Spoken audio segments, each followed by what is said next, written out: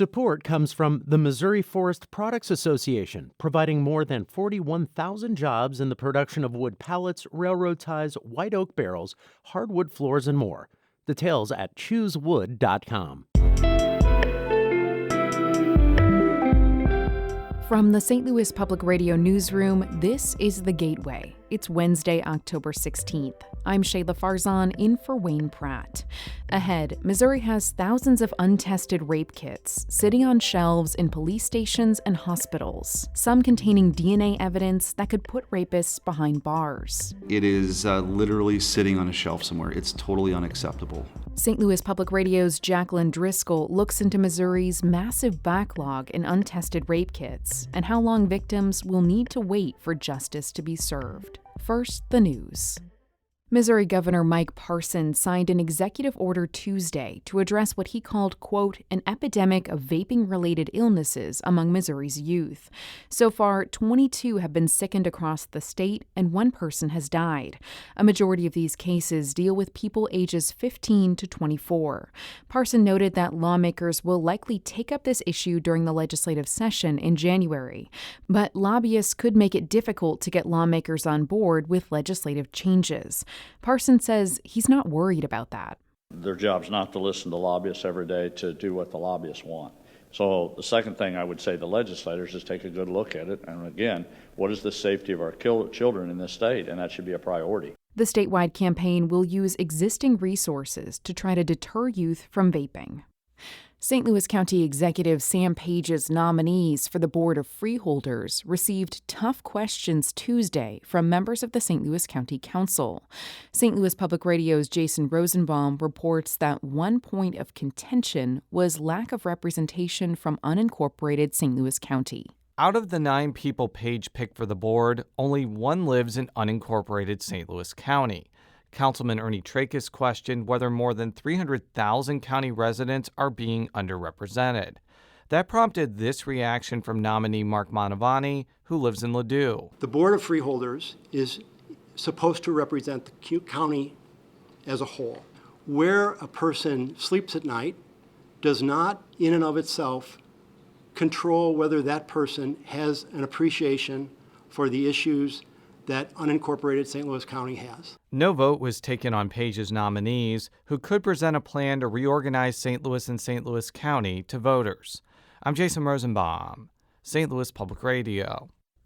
Meanwhile, St. Louis County may consider a ban on using self-deleting text message apps for government business. Councilwoman Lisa Clancy plans to introduce legislation in the next few weeks that would prohibit the use of cell phone apps that could destroy text messages that might become public records. I think that this is a conversation and a policy that I expect there to be a lot of support for. The state of Missouri has spent hundreds of thousands of dollars in court defending the use of self-deleting text apps by former Governor Eric Greitens' staff. But earlier this year, the State Records Commission, which includes the state auditor, attorney general, and secretary of state, advised that state and local governments ban those apps.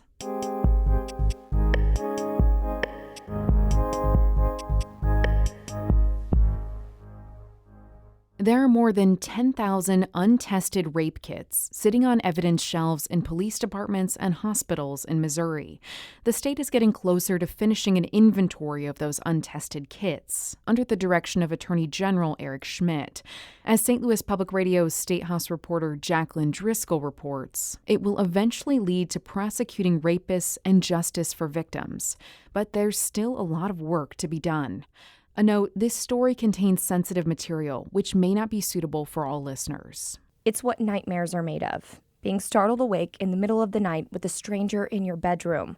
But in 2016, it was 30-year-old Taylor Hurth's reality. My daughter was asleep in bed between me and where he was standing, and he told me to get on my stomach. Hurth screamed, but the man said if she continued to fight, he'd hurt her and her 2-year-old daughter. And then another individual showed up in the doorway, and both of them took turns raping me. She cooperated for the 2.5 hours the men were in her third-floor apartment in Independence. She tried to keep count of how many times she was raped, but she lost track when she realized her daughter was sitting up in bed. All I knew was my daughter was awake and she was sitting there watching me being raped with pants over my face. And I held her hand and I told her it's going to be okay. Hirth went to the hospital for a sexual assault exam, which includes collecting DNA evidence. Kathy Howard is a sexual assault nurse examiner. She's been doing these exams for decades. She says oftentimes the exams re-traumatize victims. We need to know when their last consensual sex was, because there may be additional DNA. Not only when the last sex was, but what kind of sex. Was it oral sex? Was it vaginal sex? Was it anal sex? Was it condom? I mean, these are all things that are invading their private life. The physical exam isn't any easier. The nurse needs to scan any areas of the body where DNA may be, and for victims, it can feel like they're under a microscope. In total, the exam takes hours and is incredibly invasive and uncomfortable, Howard says. Now, imagine after all of that, the kit just sat on a shelf collecting dust. Sometimes victims don't want it tested. Sometimes the kits won't provide evidence needed for police to prosecute. But sometimes, law enforcement might not believe this person, and that's why they didn't submit the kit. That's Jennifer Carter-Dockler with the Missouri Coalition Against Domestic and Sexual Violence. She says simply taking an inventory of the untested kits is a huge step. For years, we have been asked exactly how many untested kits are there, and we have not known. There is not one centralized place or mechanism to have that information to know how many kits that we're talking about. The inventory is expected to be completed this month. Attorney General Eric Schmidt says then it'll be time to move on to Phase 2, an electronic database of the untested kits. And we don't know exactly what that looks like yet. It will allow victims and law enforcement and medical providers to be able to track where that kit is at in the process, if it's been tested or not, or when that's going to happen. This is all a part of a 3-phase grant former Attorney General Josh Hawley received from the Bureau of Justice Assistance that totals $2.8 million. Additional money will be needed when it comes time to actually test kits, and that probably won't happen for months. But this is an important step. Because then we'll know exactly what the backlog is. We'll know exactly where they're at in the process, and we'll know how many have been tested, not tested. Actually prosecuting rapists likely won't happen for years, Schmidt says. They're moving quickly, but deliberately, and he wants to make sure untested rape kits piling up for decades never happens again. That is inexcusable, that a potential crime had been committed, that a victim came forward, had the courage to submit to that test, and it is literally sitting on a shelf somewhere. It's totally unacceptable. For Hirth, her kit going untested was one of her biggest fears, so she made sure that didn't happen. I called my state senator. I had a county legislator that I'm good friends with calling different people trying to figure out when it was going to get tested. Because of her persistence and the violence of her attack, her kit was expedited and tested within a couple months.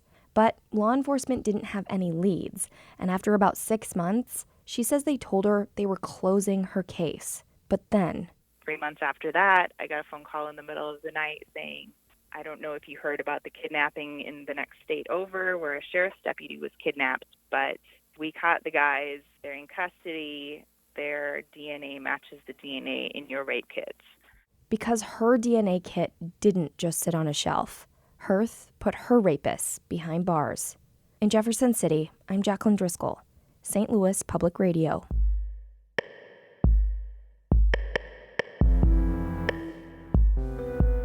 Fred Ehrlich and Shula Newman edited that piece. The executive editor of St. Louis Public Radio is Shula Newman. Music by Ryan McNeely of Adult Fur. I'm Shayla Farzan, and from the St. Louis Public Radio newsroom, this has been The Gateway.